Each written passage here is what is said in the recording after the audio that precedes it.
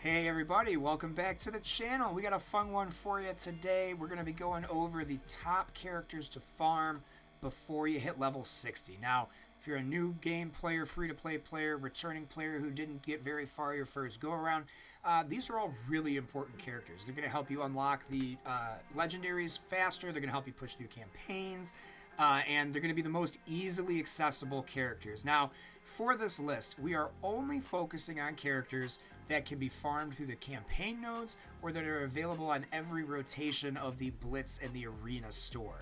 We're going to do a separate video going over the War store and the Raid store because they cycle and they're also become available at different levels to different players. So this guide is strictly going to focus on things that you can jump into the game right now at level 1 and start playing the game and start having access to as you level up your account. And these are all things that are going to come pretty quickly within your first month to 2 months of play, depending on how avidly you're playing the game. So we're going to kind of run through it in order, starting with the hero nodes, and we'll kind of go through some of our explanations with these characters as to why they are on the list and why you should be farming them as we go. So that being said, starting with the hero farms, we're going to go in node order. They're not going to be in node order on the roster list, but you guys will get the idea. These are going to be the hero characters that are worth farming for. So, most important, easiest one to get, Hawkeye in 1-9. He's going to be needed to unlock Doc Ock, who is like the centerpiece of the Sinister Six, which, with all the new changes they've made, Wave 1 Avengers and Sinister Six are pretty much the two best teams to be starting your grind on. They're going to get you the most legendary character unlocks. They're going to get you very far in the campaign, and again, they're all easy to farm. So Hawkeye on 1-9. Following that same vein, in Chapter 2 on Node 2-3, you have Mysterio, super clutch Sinister Six member, seeing use in endgame play to this day with their most recent reworks. Shocker, we're going to put him in here as an honorable mention because once you get your Doc Ock up and running and at a really good level, you're not ever really going to use Shocker because Doc Ock is always going to summon Shocker, and then that Shocker's stats are based off of your Doc Ock. Now, that being said, he's still very easily accessible early game. He still does a lot for the team. He's a very key role. He charges their abilities and things like that. So farming him isn't a waste. It's just you're not going to want to farm him up crazy high because eventually you're not going to use him. My main account, I believe mine ended up in Gear 7, level like 50, so you're not going to spend a lot of time on him, but if you're looking for something to dump some extra energy into for experience and you want to make sure your Sinister Six team is functioning at peak capacity as early as possible, Shocker's not a bad call. Then we take a huge jump and we go to Winter Soldier on Chapter 6-3. Now, Winter Soldier is part of the Rebirth team, which is a bio raid team that is currently on its way out as of January of 2024, but he is still worth going for because you need him to unlock Omega Red, one of the better early game legendary characters that they just made available to farm at all times this year. So getting Winter Soldier to help push you towards Omega Red is going to be a pretty big deal. And if you have, Captain America Classic that we're going to talk about later, and you end up picking up some of the other Rebirth characters, that's actually a really good bio raid team for early game. And then lastly, we have an honorable mention here for Quake. She is not the most necessary character in the game by any means, but if you are pushing for OG Iron Man from the legendary unlocks, she's going to be a better shield agent choice than any of the shield minions. Again, if you watched our legendary update video for free-to-play and new players that talks about all the changes they made to making legendary requirements easier, you'll know Iron Man is not in a great place right now. It doesn't mean you shouldn't go for him. But he should definitely be a low priority.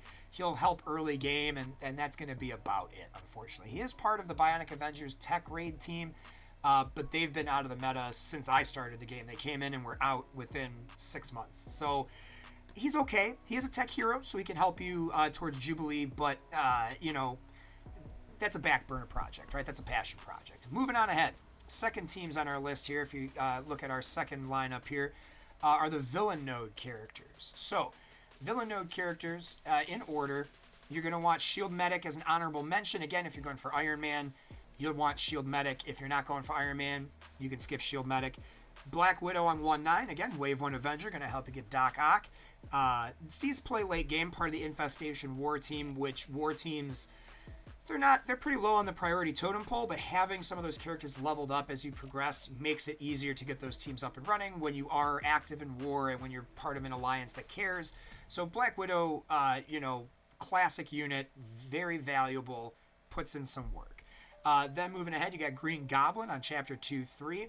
He is not a primary Sinister Six member, though he does have the tag. He is a bigger part of the Underworld team. Again, another war defense team, but you're going to need war defense teams at some point, or war teams in general. He's part of Sinister Six, so he's going to get those bonuses from the rest of the team, help you through that villain's campaign early game, and, he gives you that value later on down the line.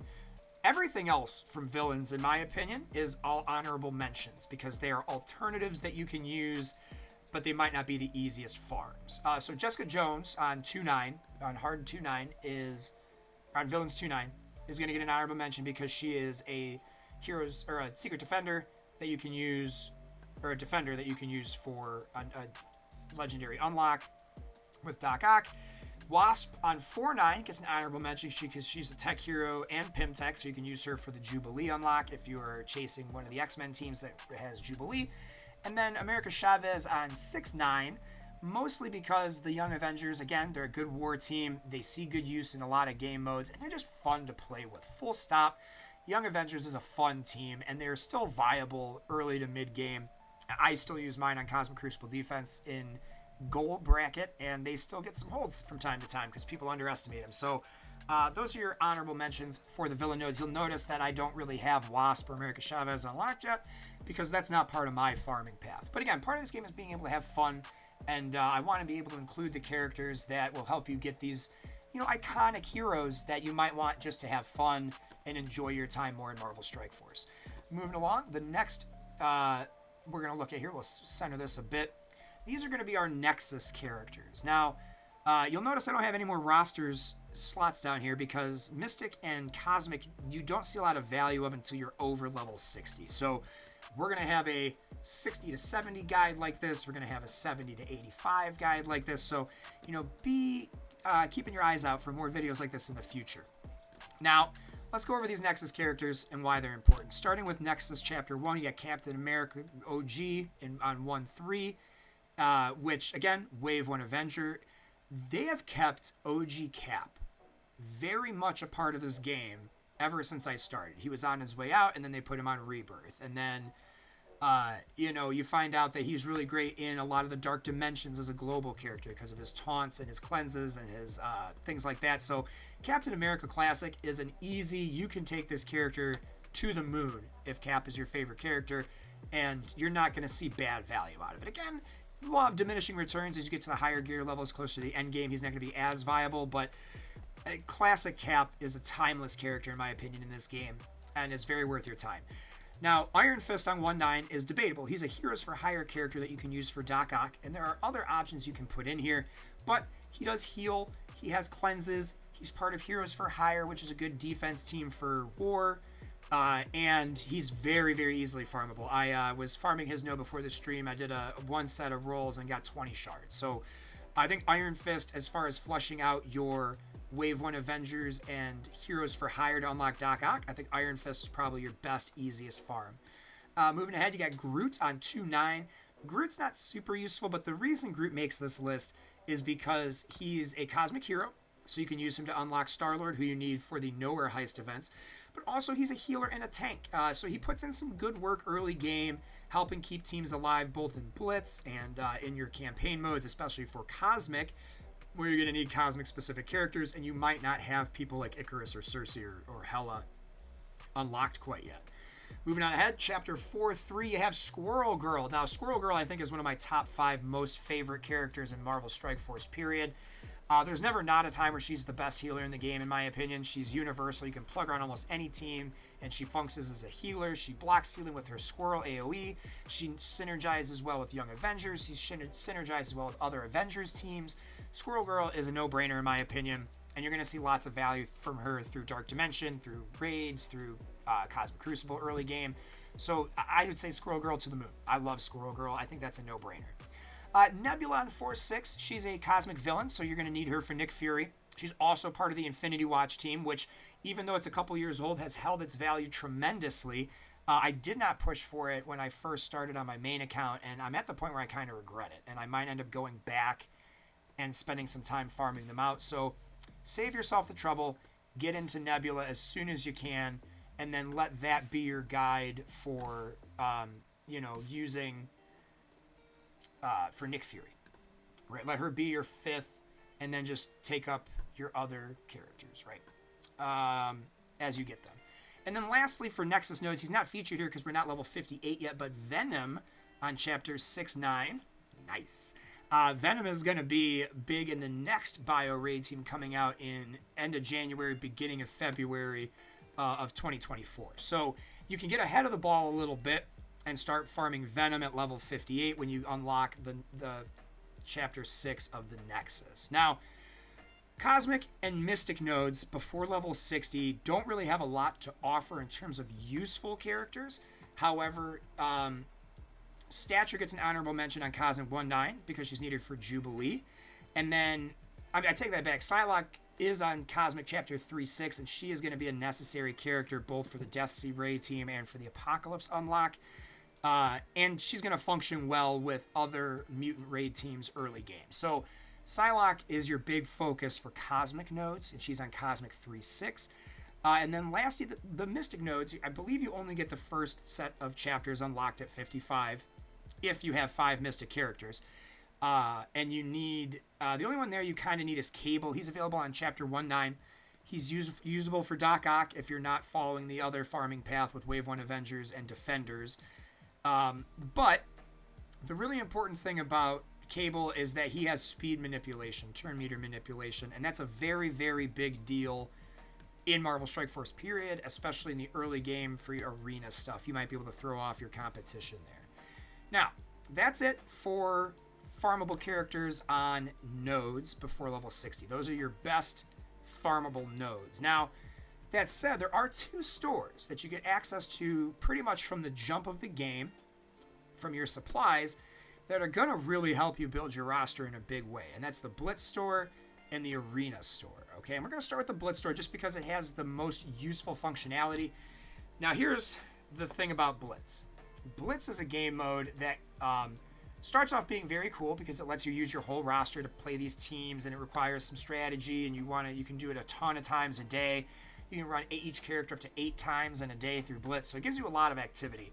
But as you progress through the game, it becomes less and less fun and more grindy. And once you hit level 60, it's either 60 or 65, you get the ability to do sim blitzes, and that's huge. But until then, you got to do your best to make the best out of your blitz currency, because there are a bunch of characters that we're going to review here that are going to be important for you to get out of blitz. Now, I think the 2 most important characters to start farming as an early game character are going to be Electro and Rhino. And Rhino primarily, because Rhino is your tank for the Sinister Six.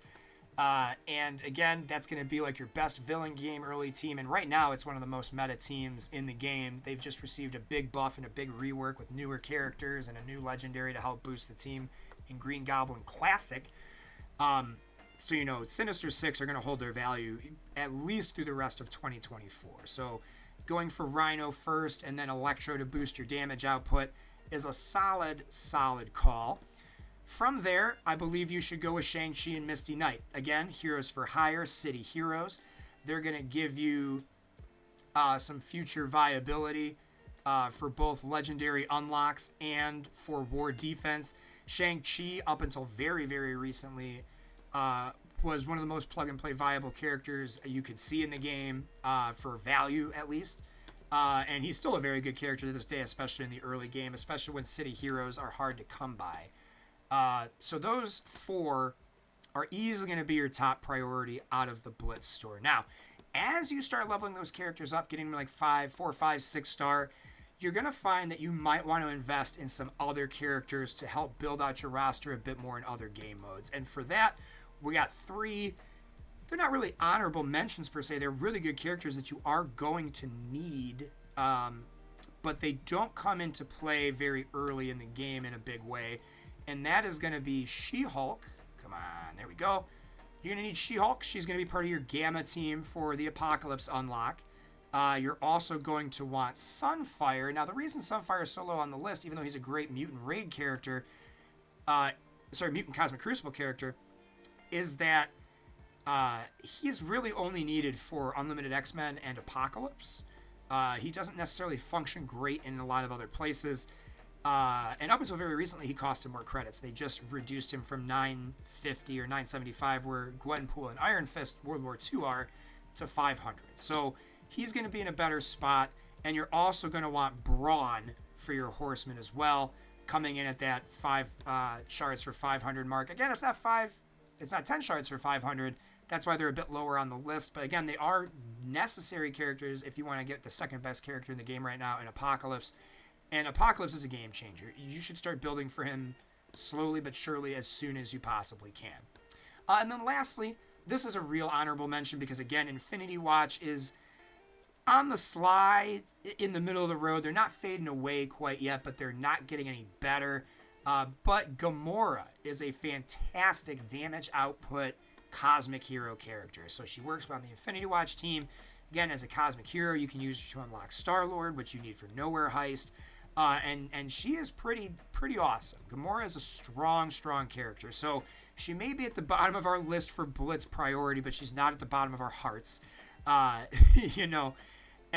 that's where we stand there. Now, I do want to mention one thing here in regards to the Apocalypse grind. We are supposed to, in 2024, be seeing a change to how the Horseman Scourgers are ran and how they function. And that could affect how we look at this list because, Spider-Man is going to, as of right now, is needed with Miles Morales and the Web Warriors for Morgan Le Fay. And that might change our farming priorities just a little bit down the road. But I think, again, a good guaranteed list of characters that you can start focusing on out of here in order of importance: Rhino, Electro, Shang-Chi, Misty Knight, Sunfire, She-Hulk, Brawn, and Gamora. Any of the 975 characters are newer characters, which is nice to have, but they might not be as impactful on your roster if you don't have the teams that they're meant to work with. Specifically, both of the current characters we're seeing here in Gwenpool and Iron Fist World War II. If you don't have the rest of, the Invader team for Iron Fist World War II or the New Warriors team for Gwenpool, they're not really going to do a lot for your roster. Moving ahead to the Arena Store. Now, the Arena Store has more good characters than we know what to do with. And again, we're going to take kind of the same approach. Agent Venom and Star-Lord Annihilation are great characters, but they're very expensive.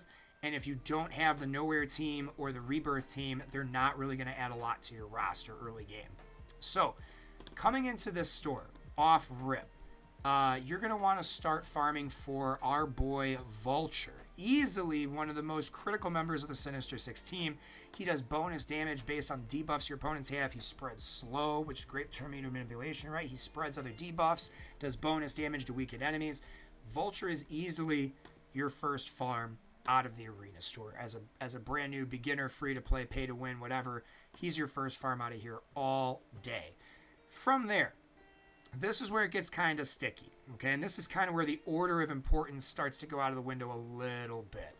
You can do Colleen Wing and or Strange Heartless next. If you are really focusing on your war teams, Colleen Wing is going to be a priority. She's Heroes for Hire. Again, helps with legendary unlocks.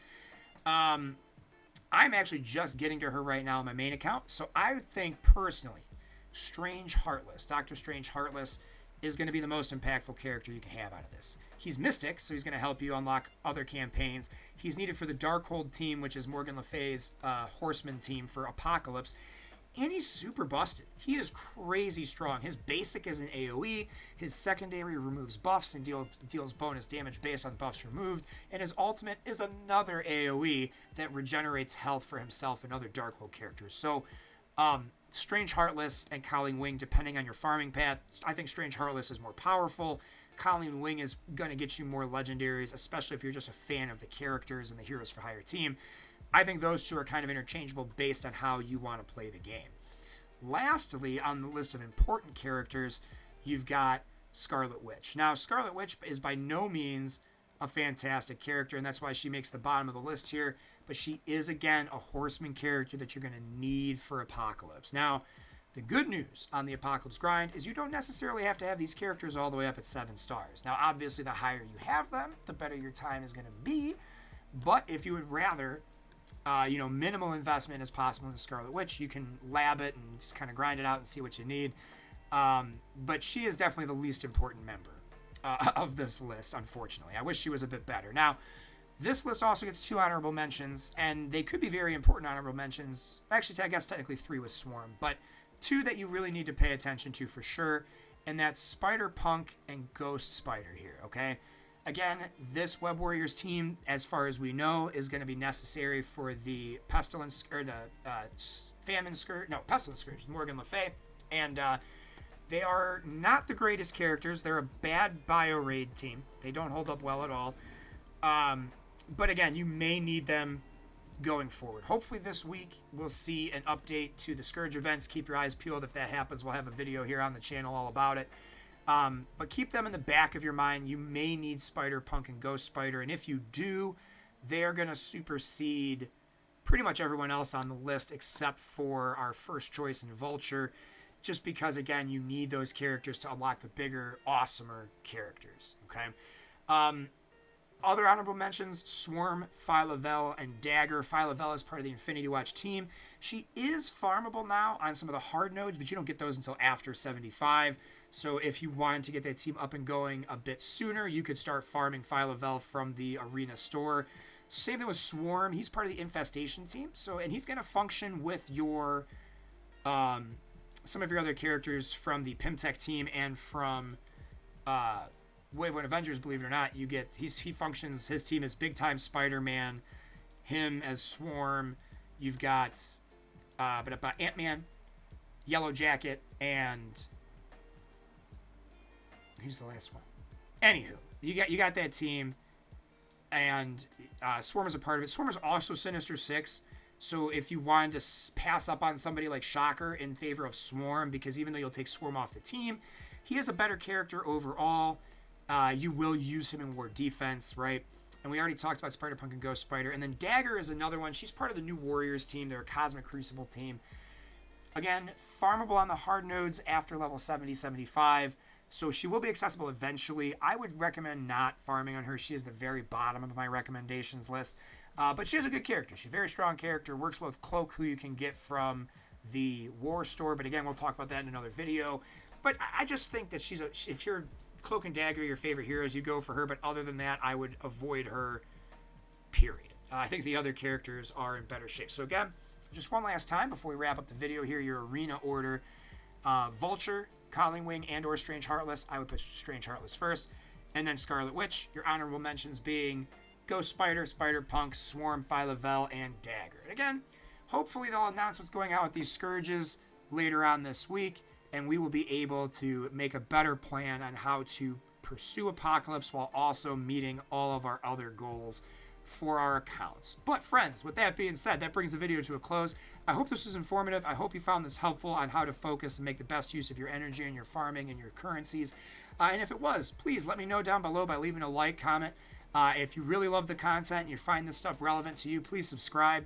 And if you know new players, feel free to share this with them. They might be needing this kind of guidance. I know I could have used, a lot more help in this department when I started the game, and that's why I'm here making this content. So hopefully you found this useful. Thanks again, everybody, for coming out. Long days and pleasant nights. And as always, friends, I'll catch y'all in the next one.